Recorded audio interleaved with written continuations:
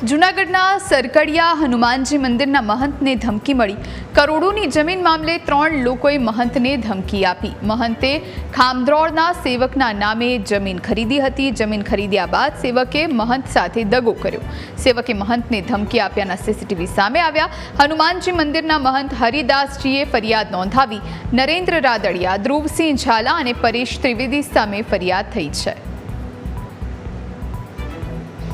जैसे कि हमारे ऊपर हुमला तो आज कितना दिन से फैल गया। 7/8/2020 ना रोज हमारे ऊपर जबरदस्त हुमलो थया। एक आदमी ने मर्डर થઈ ગયા। हमारा 307 ની 1.5 साल 2 साल હવે બિસ્તર ઉપર या 3 साल से वो बिस्तर ઉપર हमारा थाने दवाखाना चालू છે।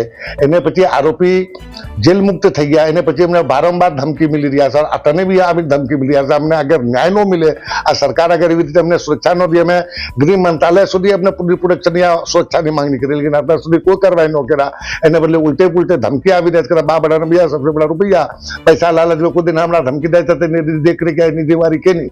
आ मांगनी सरकार से एने पर जल्दी जल्दी कार्रवाई करे और एने पकड़ी। आ बाबते वाटाघाटो चर्चा करवा आवेल होय। जे समय दरमियान नरेंद्रभाई अर्जरभाई रादडियाए 2.5 करोड़ રૂપિયાની માંગણી કરતા જે મહંત છે તે ગુસ્સે થઈ જતા બંને એકબીજા વચ્ચે બોલાચાલી થયેલી હોય અને આ બાબતે નરેન્દ્રભાઈ અર્જરભાઈ રાદડિયા તથા અન્ય ઇસમો દ્વારા જે મહંત છે તેઓને ગુનાહિત ધમકી આપવામાં આવેલી હોય અને ગાળાગાળી કરેલ હોય, જે અન્વયે ભસાણ પોલીસ સ્ટેશન ખાતે ફરિયાદ દાખલ કરવામાં આવેલ છે અને હાલ આગળની કાર્યવાહી ચાલુ છે।